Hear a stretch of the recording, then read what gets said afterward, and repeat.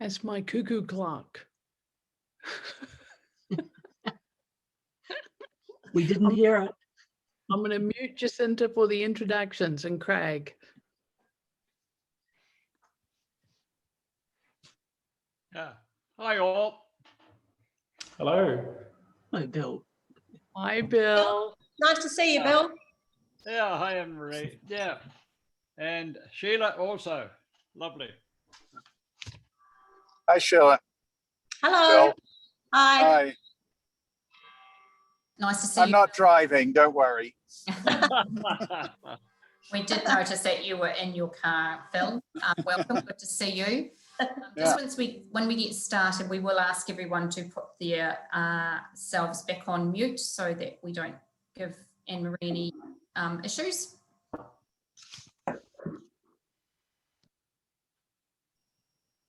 I'm having a beer to fortify myself for the presentation. Bit early in the morning here for that, Bill.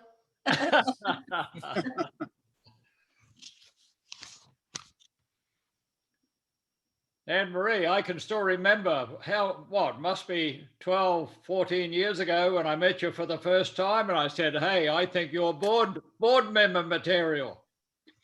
I managed to be for a whole 10 years, Bill. Yeah, good on you. Yeah, no, there.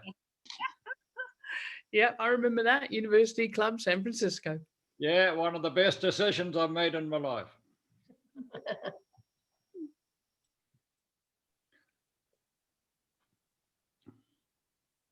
And after your talk, my dear, I'm going to mention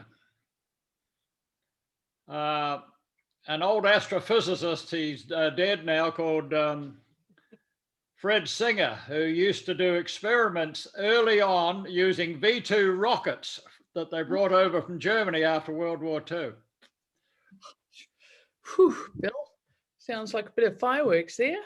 Yeah, they had to jettison all the information out the side to come down by parachute because the rockets went up and then crashed somewhere.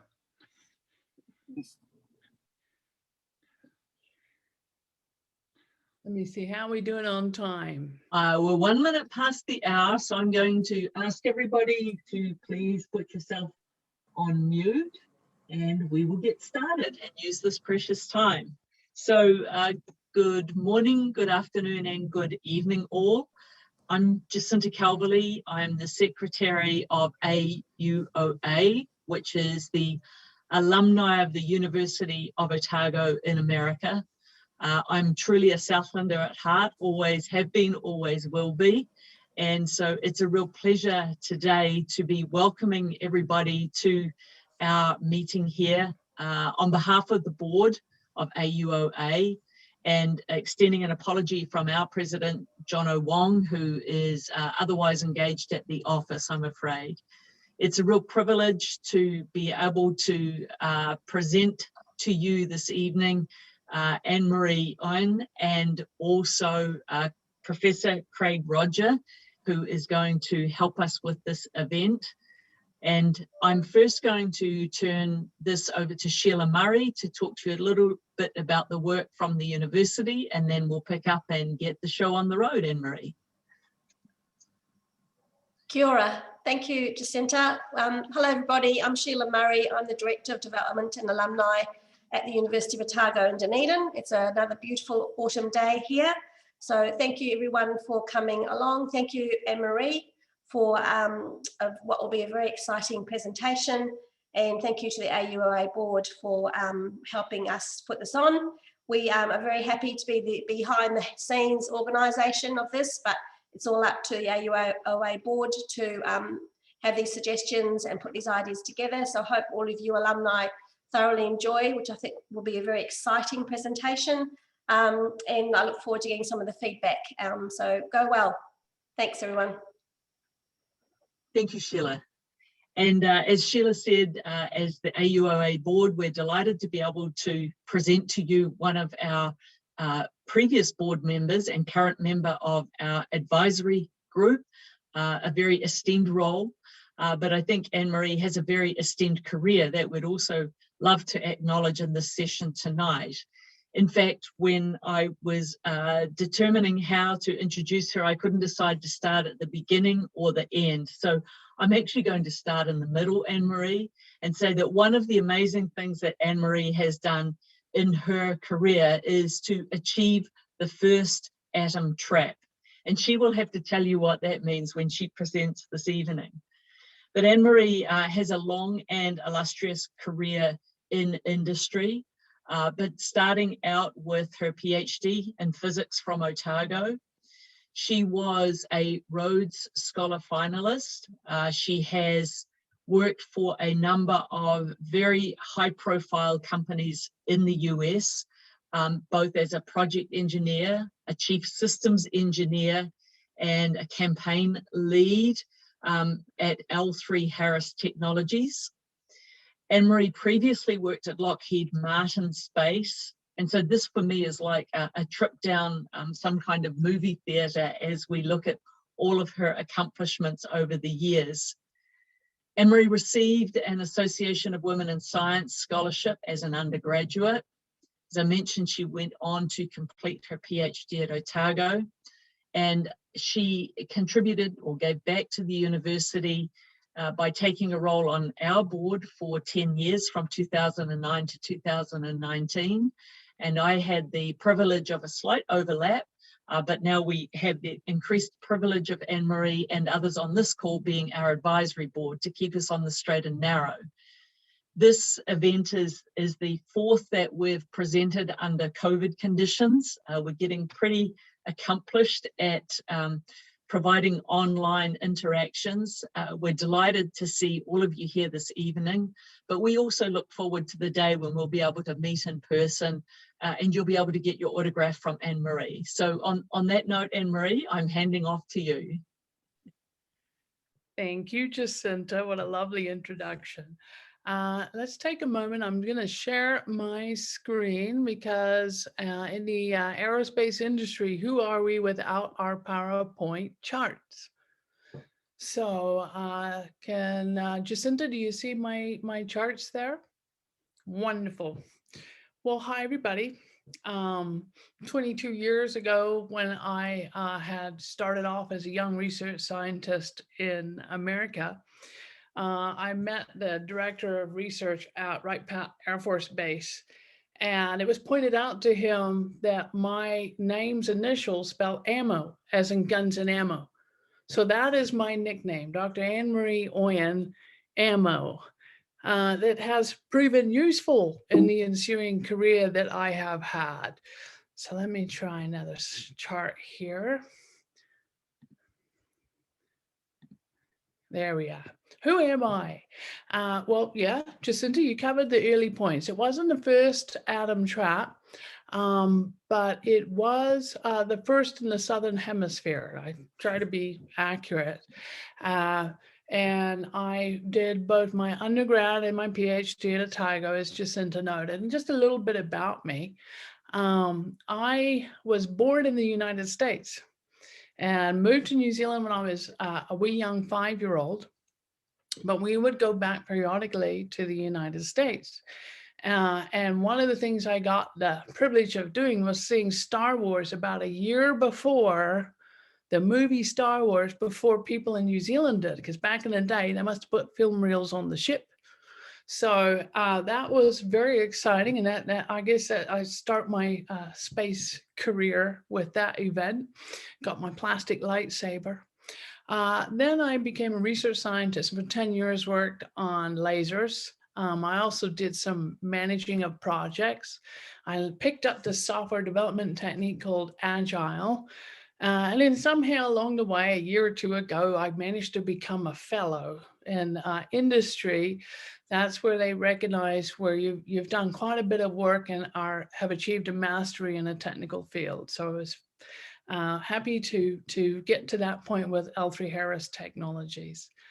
So I started in a small company when I moved to America. I was employee number 76. We grew to about 300 people at Coherent Technologies, Inc. And then we got acquired by a slightly bigger company. Lockheed Martin had 120,000 employees at the time.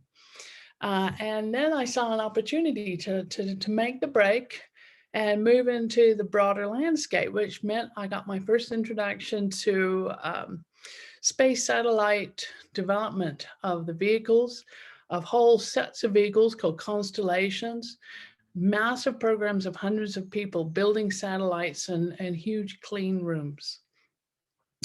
So when you put that together with the L3Harris Technologies, where I spent 3 years, I have a total of 12 years in the US space industry. During that time, I learned to lead teams that were on programs building and sustaining space flight safety systems, kind of like an airport traffic control. There's sets of people sitting at computers, looking at information about where space satellites are and making sure they're flying safe. And as part of that, I went to the Space Symposium a few times, actually held right here in Colorado. And that's where I got the opportunity to meet one person called Peter Beck. You might know that name. He's the CEO and founder of Rocket Labs. And it was just nice to hear a Kiwi voice in amongst the exhibit hall. And in fact, my mum knows his mum in classic Southland fashion. So it was my opening line, and we had a little chat. And I'm very proud to touch on some of Peter Beck's successes in this talk, because he's a real game changer in the space industry. Let me see. Oh, yes, I wrote this talk in October, but since then I've had the audacity to retire. So I retired January, and I'm a bit of a ski bum and dilettante for now. But this is still relevant. I went on and I checked my numbers, and this stuff is still very much happening and continuing. So that's who I am. And now I'd like to go to who the company was that I work for, so you get a sense of the kind of industry that we work in. So I'm going to do a brief profile of L3Harris Technologies. And I had this all okayed with their communications people. But it's headed up by these two gentlemen. Bill Brown is the CEO and Chris Kubasik as the Chief Operating Officer. And L3Harris is about the 6th biggest in the aerospace industry. Lockheed Martin's a behemoth, united with Raytheon and joining us, also a large company. We're kind of the scrappier, smaller company, but still nigh on $18 billion revenue a year. It started as a small aircraft type company, but then it grew and grew and grew in communications. And if there's one thing you need to manage space satellites, it's communications. So L3Harris has moved very well into the space industry. Here's the 4 divisions that it's made up with, and it, using very, military type language of missions. I worked in the second from the left, Space and Airborne Systems for Ed Zoyce. And what we were working on was all aspects of space. It wasn't just making satellites, which tended to be more Lockheed Martin focused. It was also about the ground stations. It was about controlling the satellites. It was about safety. It was about what's up there and are we aware, situational awareness, so to speak. So that was the space side of Space and Airborne Systems. But their communication systems, while it tended to be ground-based, means that they're kind of everywhere, L3Harris. They got radios, GPS receivers, and you'll find L3Harris equipment on every satellite up there, basically. It's just one of those essential bread and butters of space. So it was really exciting to be in that sudden entry point into the space industry as it started to really grow. Global footprint, well, typical big $18 billion company or so. They're everywhere. And if you notice, you'll see a tiny little country down there, New Zealand. And I found out that what L3Harris does is they have a pilot training set up near Hamilton. And they have very sophisticated simulation systems where you sit in, there's a screen, and you basically feel like you're flying a plane. And this is how pilots get simulated flight hours in their journey to becoming a certified commercial pilot. So L3Harris has presence in New Zealand, as well as the obvious other places that we have on the world here. 100 countries, customers in 100 countries, 350 locations. L3Harris is the small one with only 48,000 employees. Yeah, it's a pretty big company with a decent footprint in the space industry. So why space? Why? It costs a lot to go up there. Why do it? Well, the view is great. It creates that map of the world. You go to Google Earth, you look up your house, you go on Zillow, there's your house. And that is by satellites, groups of satellites flying around and taking pictures. The weather data, because you have global access, you get regular update pictures of Earth with information about weather. That can be temperature, and cloud cover, and a variety of other elements that improve the accuracy of weather predictions like hurricanes. L3Harris is in this game too. I think they've just won a contract with NOAA, which is our weather company, national entity here in America. And we can find the baddies. We can find the polluters. We can track our wildfires, forests, ice shelves. We know the ice shelves have been shrinking, and we can track that. And that in itself provides us tremendous amounts of data in terms of tracking what's happening to our world. Tourism. I think there was a New York Times feature recently, the first space tourist that simply shelled out $20 million and had the Russians take them up in a Soyuz rocket. Now, I know to date, as of last October, there are 10 private tourists who have flown. That's coming in the future, more of that. One of the key things that space does is not just a great view, but it tells you where you are. The location system, the global positioning system, first built by US Air Force, other countries are building their own. It's become an essential part.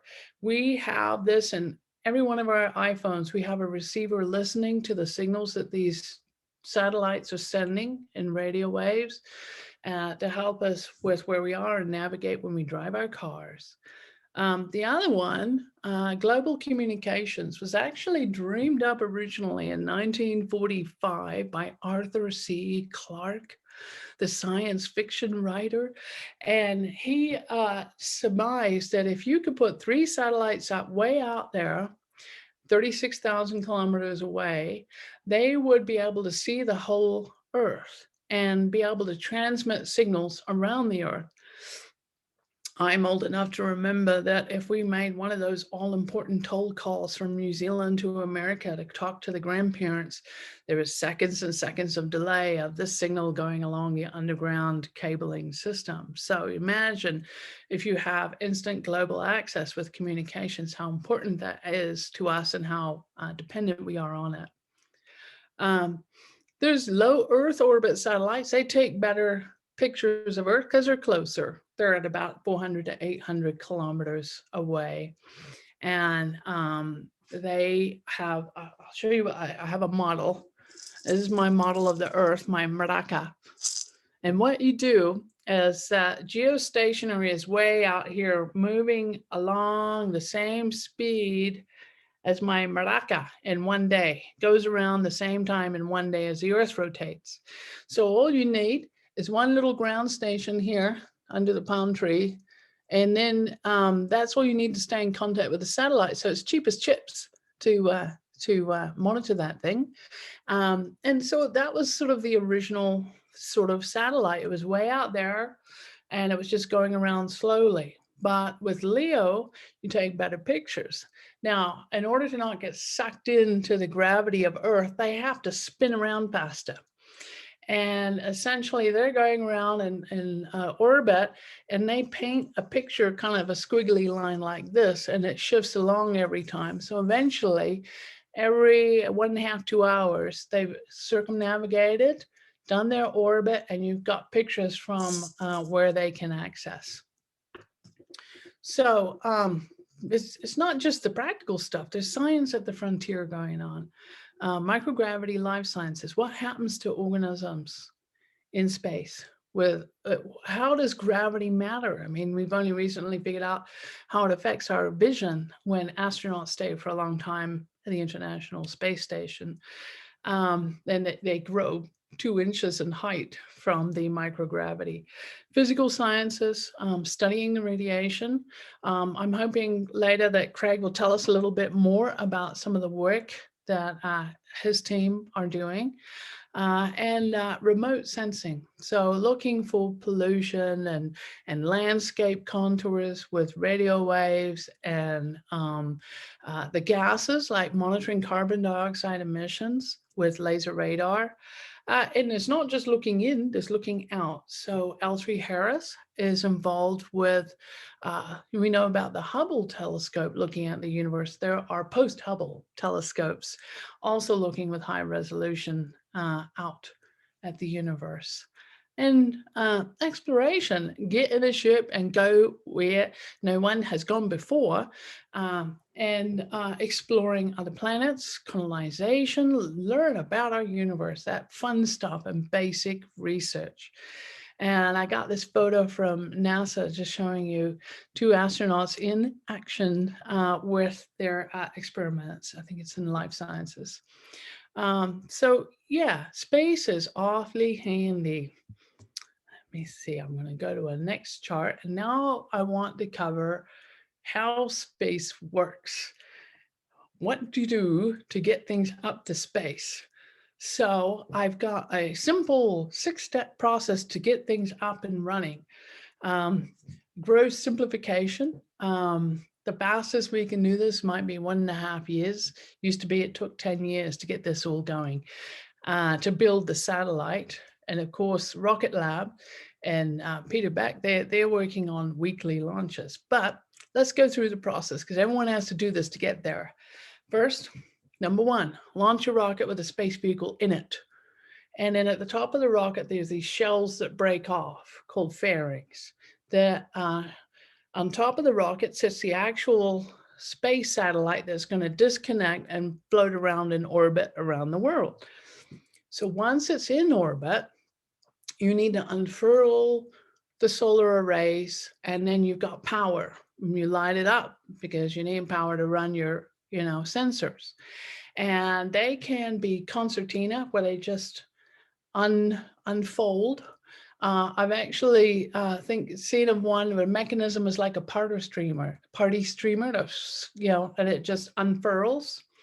And once they're lit up with power, electricity, then they're get into orbit, and we check they're okay. And we regularly check they're okay. So from the ground, we have a ground station that pings, says, "Hello, how are you doing?" And the satellite says, "Well, my solar arrays are working. I got power, and then this part is this temperature, and things are going well." And that's called telemetry. And we also do tracking. Double check the satellites where it's supposed to be. And then we have on that satellite, we have the payload, which is basically the sensor that does the stuff we paid for. Now, you might not see next to the number 4 on the PowerPoint there, but I've made a facsimile of a similar thing. This is the camera phone, as aptly built by Britt McKenzie in Flight of the Conchords. And essentially, this is what every payload is in a satellite. So you take a picture with a camera with radio or visible light rays, and then you phone it home. So that's pretty much what they are, and they just connect to the power on the satellite, and that is what we're flying around up there essentially. So next, we need to check where we're at, and we need to know where we're pointed, so that when we want the picture of our house, so important on Google Earth, we need to know exactly how the satellite is pointing to take the photo. And for that, we use a star tracker to get the gross alignment. It's essentially a map of the stars above. And we align to that, and it says, yep, we know where you are now. And then we also have a GPS receiver. So up there in space, it's also receiving signal just like our iPhone, and it tells us our exact location. And with those 2 bits, we get our precision, navigation, and timing. And that keeps this aligned and going. And then there's ongoing housekeeping. We got to manage the satellite host or the bus. We have to manage our payload or sensor. We create our photos or images or whatever the data is and share it. Wind sensing is another one that my husband actually specializes in. He's on here today too, from space for weather prediction. And we have, in our case, the camera phone pretty much sums up what a sensor does. So, of course, we need an important number 7, which is what happens when a satellite has run its lifetime. And I'm going to talk about that in a little bit, because I was looking at the news and we have the Chinese rocket stage, Long March 5B, big thing, and it's tumbling in a complex way. And we pretty much figured out it's going to re-enter Earth's atmosphere May 8th, a couple of days here, 1 or 2 days, depending on your perspective. Because it's large enough, there may be little bits of debris that make it through atmosphere and land probably in the ocean. Usually if things are small, they just burn up with the friction from air. So stay tuned, we'll talk about that. That final disposal phase. Why is space hot? So no atmosphere. It's basically a vacuum, and there are atoms kilometers apart. So it's pretty empty. There's a bit of atmosphere. What's happening too is solar weather heats it up, heats up the air, and the air rises. And it actually increases drag, and all of those satellites at low Earth orbit, hundreds of kilometers above the Earth, sink a little bit. They get a little tired. So they have engines or propulsion means on the satellites to boost them back up and keep them in the orbit they're supposed to be in. 30% brighter sun. It's bright up there. Very hot or cold. The International Space Station goes from 121 degrees Celsius down to minus 157. So we got to protect ourselves from the radiation and the hot and cold with multi-layer insulation, short is called MLI, often gold colored. So you see in that picture at lower right, the sort of gold lame. It's not just for grids. That is your thermal and shielding for also radiation. It stops radiation. There's no scattering blue sky. This is a very bright or dark. There's no twinkle. The stars just stay constant all the time. And occasionally these really bright glints from satellites. So it's a kind of, some of these images, they're kind of a pastiche. It's hard to take a good photo. It's such a contrast. I mentioned it's orbiting fast, 11,000 to 28,000 kilometers an hour in what's called Keplerian orbit. And that's the basic gist of 2 bodies attracted to each other through gravity, staying at a constant motion. They orbit. And I'm going to demonstrate that now with my maracas. Here is Earth. Here is satellite. And what it does, Kepler said, as it gets closer to the Earth, it goes faster, and it goes further away, it goes slower. It's like kind of bouncing up and down. And it goes, look. So that is the basic Kepler orbit. they're a bit more circular than that, but for the purposes of my screen, I kept it a little more squidgy. And they all have a little squidge, and they all have some variation due to drag or even solar pressure, radiation pressure from the sun. There's a whole field of astrodynamics that studies orbit movements and the fine adjustments and what's happening up there. And I got the privilege to work with these orbit analysts, as they call them, applying as basically a baseline delta 7-part differential equation, Craig.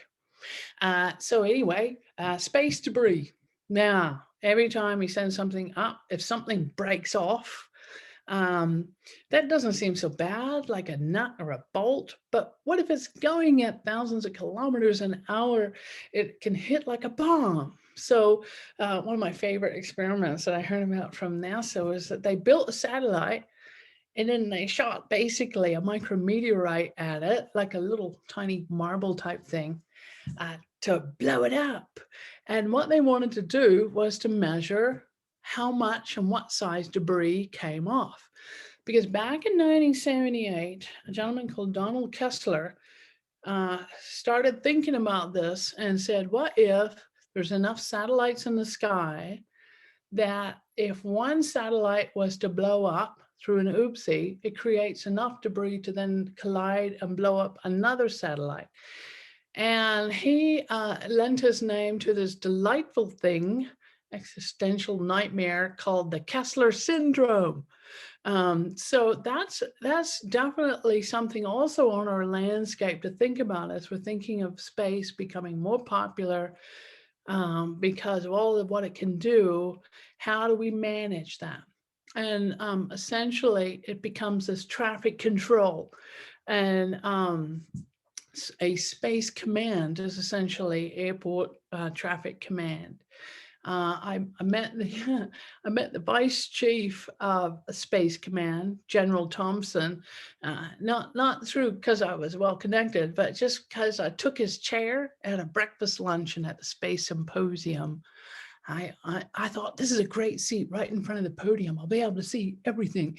And here's this nice guy in a full dress uniform says, excuse me, I think I'm sitting there. And I'm like, ah! So that's how I met General Thompson. Yeah.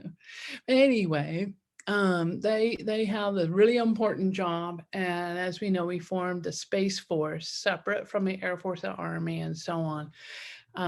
And he has been doing amazing things to set up this to manage space and also space operations, and that covers just space flight safety as well as any satellites they may have up there too.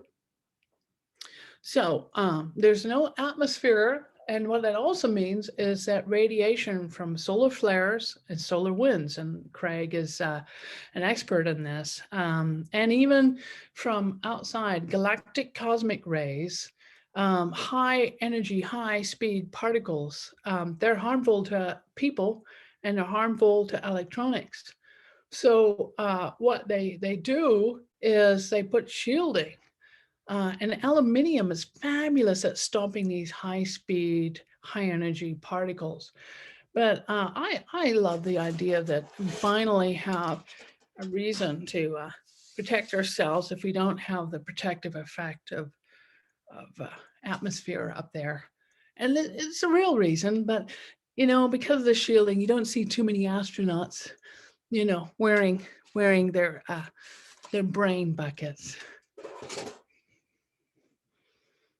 Now, what are we? Trends. Here's what's happening in space industry. So what I thought I'd do is a compare and contrast.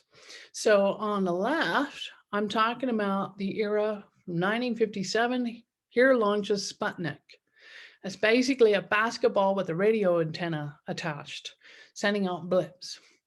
And here we have today, April 2021, exemplified by Rocket Lab. And there's a picture of our fellow Kiwi, Peter Beck, standing next to his Electron rocket, which is achieving the weekly launches. with a capacity of 200 kilograms, I mean, he's just going from strength to strength. So based on that, we can infer some of the trends that are happening in the future. So it used to be, this was a game for a privileged few, a few government satellites launching by 2-3 big nations. Now 9 nations are in there. 3,372. That's an update from last October when I first wrote this.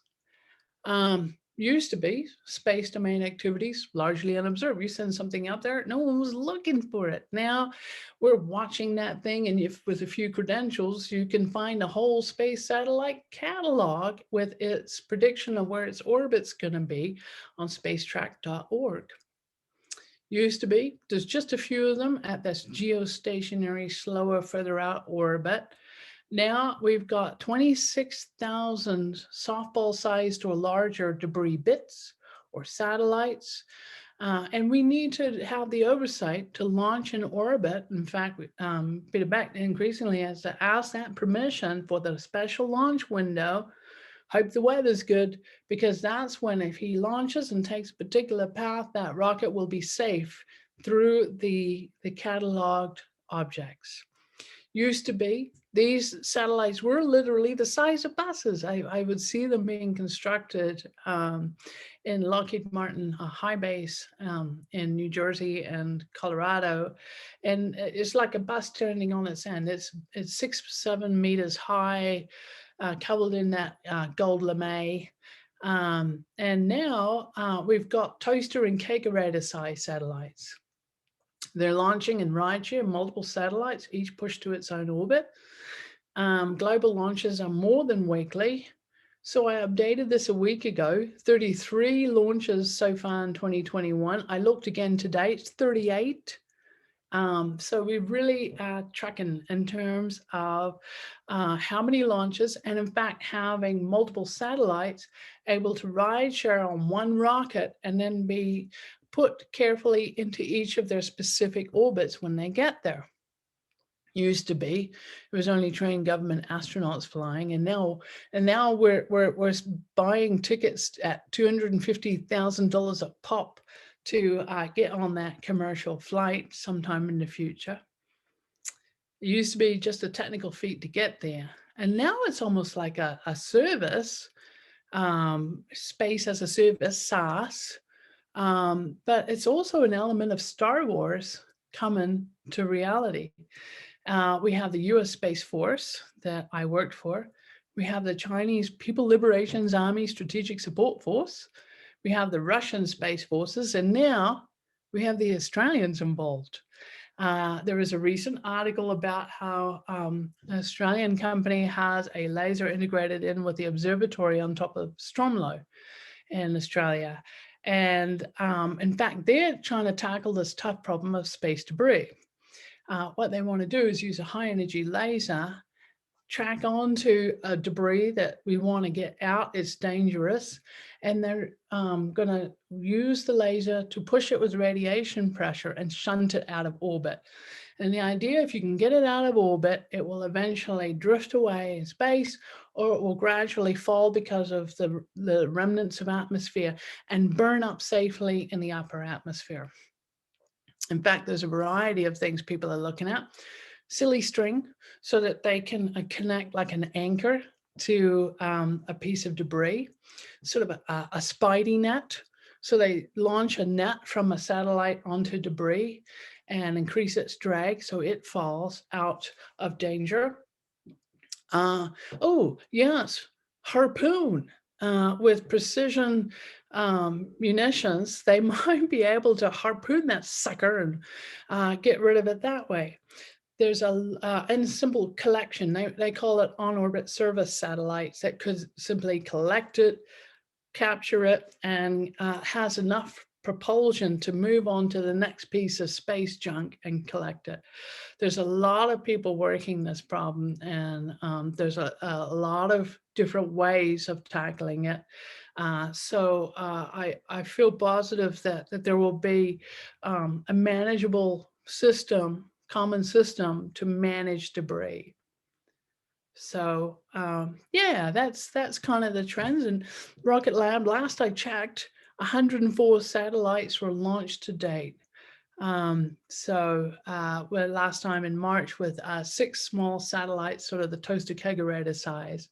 And coming up soon, I believe Auckland University Engineering are getting in the act, and they've built a satellite that Peter Beck is sponsoring to rideshare on one of his launches, which is pretty exciting. So New Zealand is getting in on the game.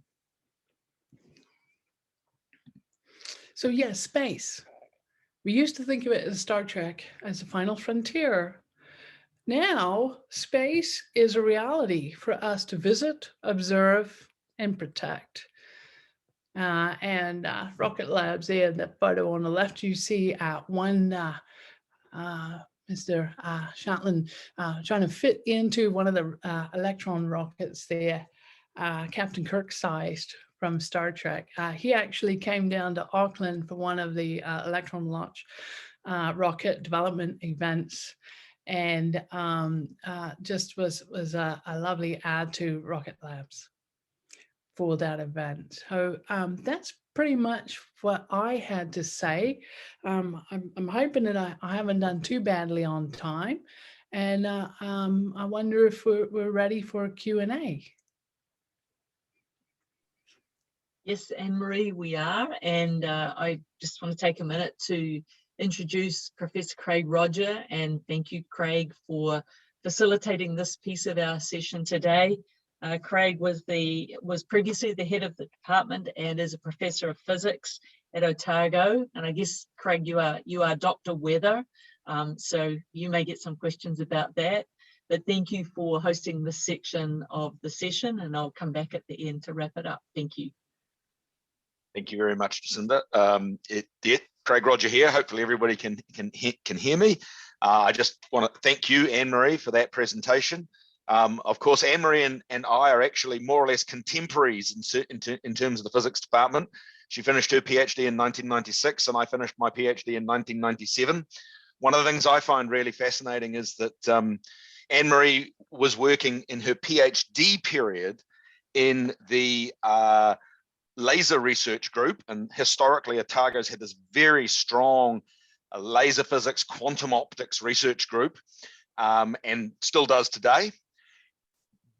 And I was in the space physics research group, and what we've now got is a situation where she's gone from one of our Otago strengths into the other one of our Otago strengths, moving into the space environment. So I mean, that's a beautiful thing. And because a lot of Otago people, once they leave the university, they never really leave. When I was on sabbatical in Boulder in 2015, AnnMarie and her husband and I went out for a really nice beer and had a really good chat about what was up. And I really, I very much enjoyed that. And when I was head of department, we've exchanged some emails and things because these links don't stop, right? Which is lovely. So yes, as has been suggested, I am a space physics researcher myself, mostly on what's the environment out there like in terms of what AnnMarie was talking about, actually, the radiation belts, the hot particles trapped in the magnetic field and how they couple to the Earth's atmosphere. And then more recently, I've been interested in what we call space weather, like Jacinda was talking about. I'm Dr. Weather. But it's the weather in space and how the processes that are in space can impact our human technology.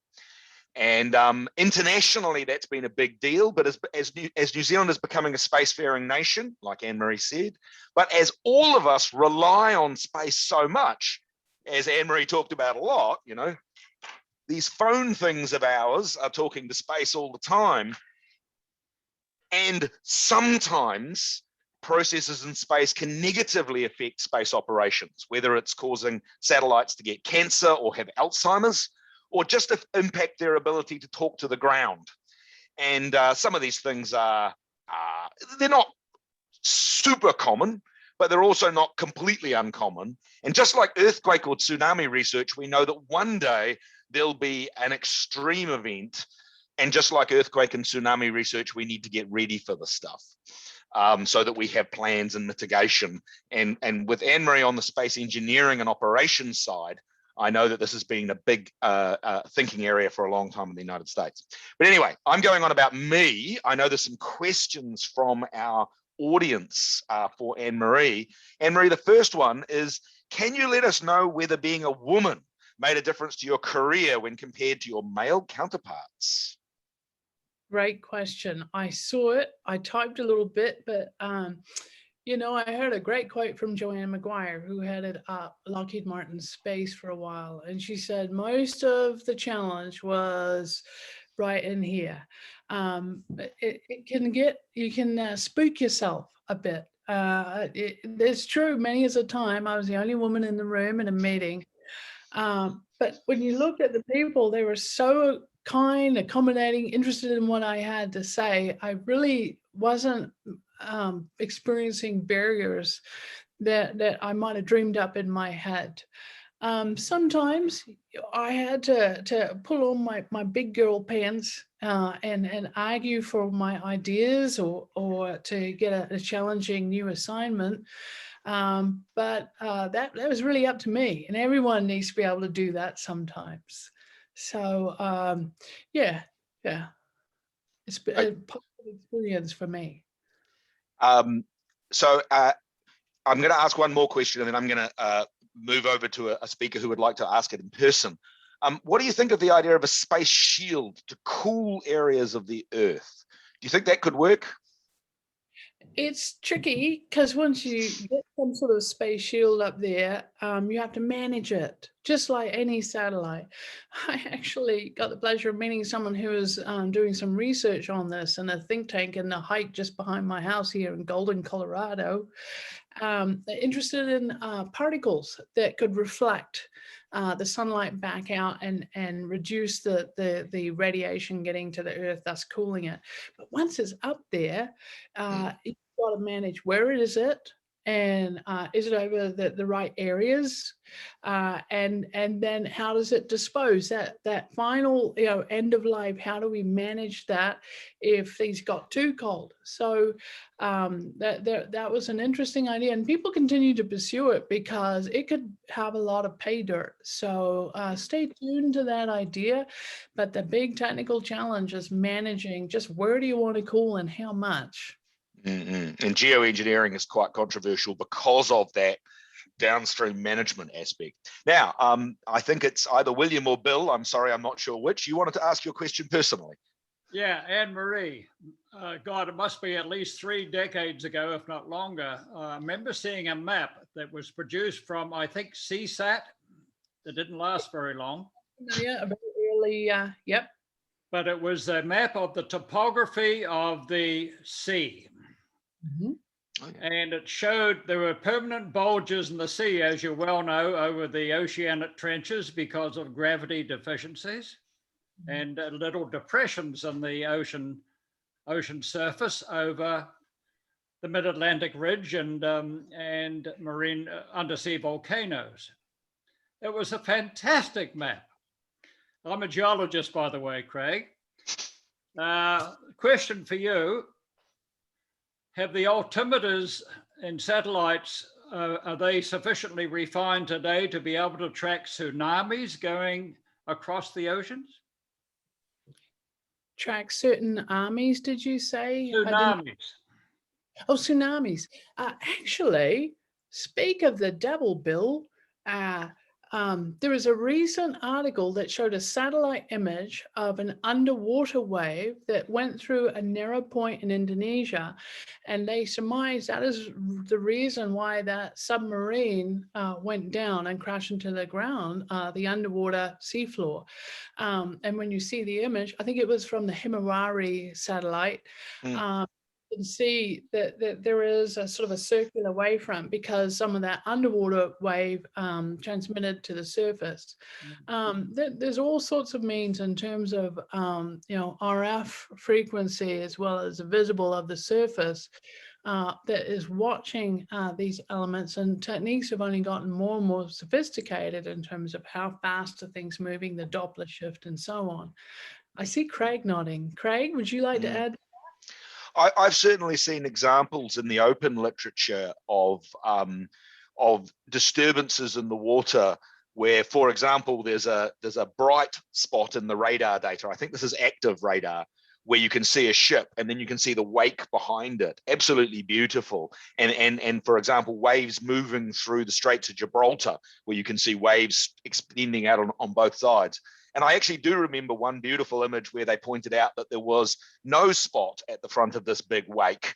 And I got told by the PIs of that particular spacecraft that they got in trouble for releasing that particular example, because it was probably a submarine that was actually surface underwater.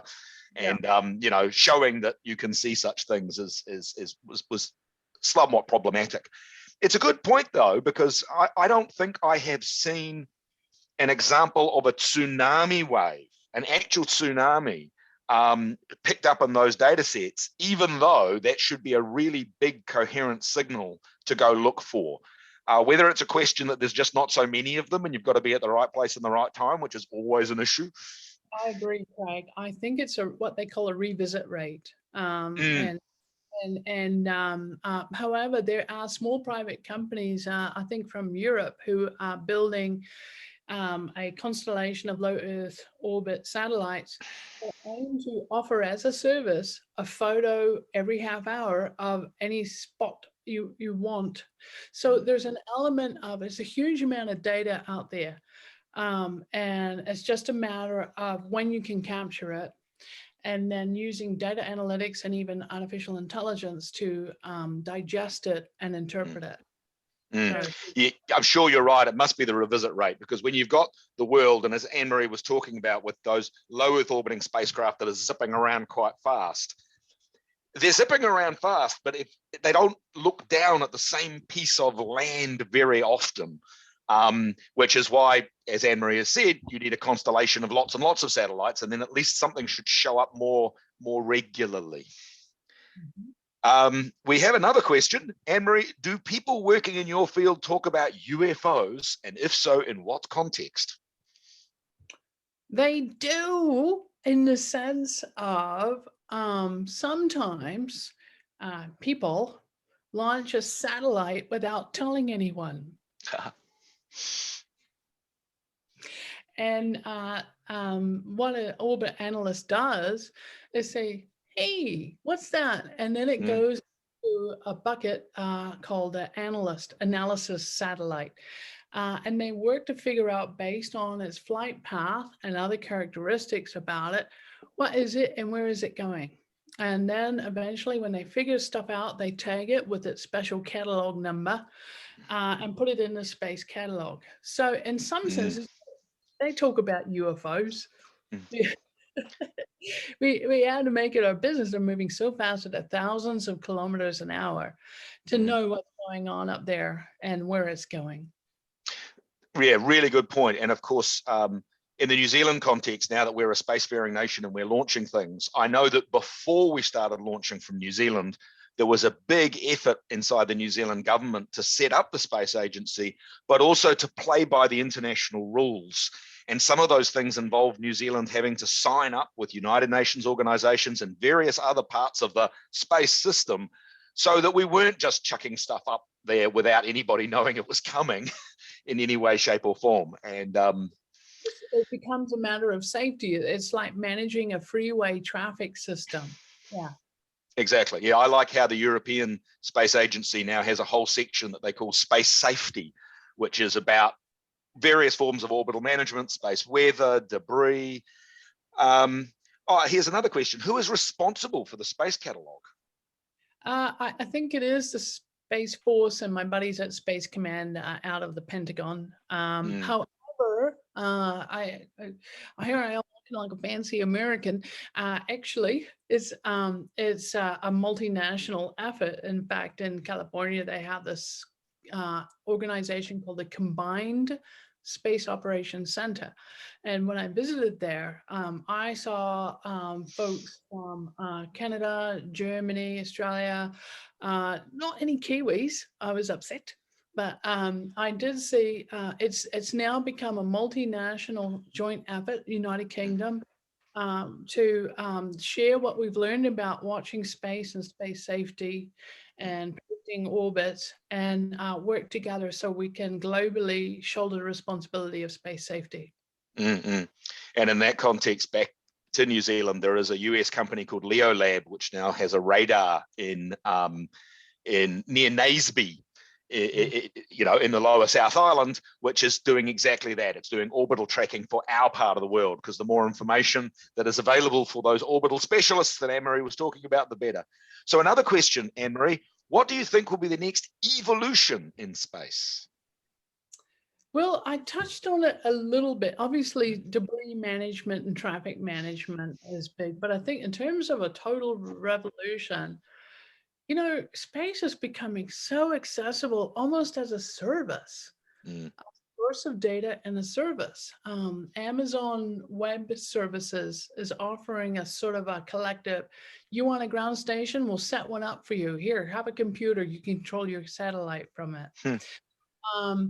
So it becomes, you don't have to be the bigwig who has to do everything, the launch, the building of the vehicle, the management of the vehicle, the ground station. In fact, look at what we have in New Zealand. I believe that Rocket Lab is launching, and the University of Auckland engineering team for about 3 years is going to be controlling the satellite and monitoring with telemetry and tracking its orbit and its health as it does its thing. So it is becoming increasingly a shared effort. It's not going to be so military focused. It's going to be a sort of a centralization of ground station services, space data collection services, and people will be able to subscribe and say, I want to look at my house and I want to do it every month of the year. And, you know, $59.95 for their annual subscription. It's a good example, because yes, I've visited the University of Auckland centre where they're setting up this mission control space, or this mission operations centre. So just looking after the satellites as they operate, and like all universities, we're in it to train the young people who will then move on and do this stuff in a wider environment, as well as do the research so that perhaps it's done better in the future. But yeah, Auckland has definitely started investing in that, in part because they've got young engineering, not just engineering students, a variety of physical sciences students who are in the process of designing and building CubeSats. They've had a launch. I think it was dead on arrival, but you know, that's the nature of CubeSats too. Faster, better, cheaper, sometimes dead. Yeah. Right. So AnnMarie, you're obviously watching the possible re-entry of the 22-ton upper stage of that Chinese booster. 5B. Here's the problem with it. It's a rocket shell, so it falls like a leaf off of a tree with a very complex orbit, and people try to study and characterize these sort of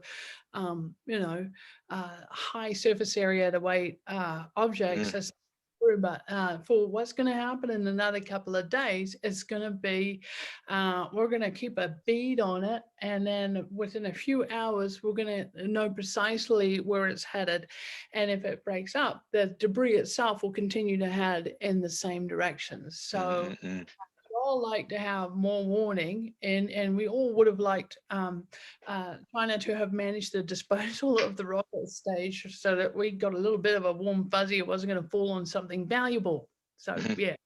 Yeah. So if anybody's interested, there are multiple websites which have updates from the professionals who are tracking this and trying to predict the arrival. From a New Zealand context, I believe it's due on Mother's Day, on this coming Sunday. Although with quite a big plus or minus window. It's about 20 hours that they're not sure yet because of that leaf on a tree aspect, but it's an interesting thing to watch, and disposal is hard. As AnnMarie said, well, we've got to hope that it's heading for the sea. So Craig, right. thank you. I think that's a lovely segue, and of course it could be Mother's Day in New Zealand or Mother's Day in the US when it does land. So I guess we've got broader coverage. But speaking of Mother's Day, it's an absolute pleasure and privilege to have AnnMarie's mother joining us, I believe, from my hometown of Invercargill, and delighted you could join us, Nina. We're also delighted that AnnMarie and her husband, Mark, are wonderful donors and funders of 2 scholarships for students. And I believe some of those students are on this call. It's a wonderful tribute to AnnMarie's love of the university that she continues to sponsor and support in this way, as do a number of other of our advisory board members who are also on this call. So I want to thank everyone for joining us. AnnMarie, this was fascinating. Craig, thank you. I think between the 2 of you, you've livened up all of our interest in things to do with space. Certainly a most entertaining and interesting presentation. Thank you all for joining us. We will be sending out a follow-up to this. So any questions that we didn't get right now, we will include in our follow-up note back to you.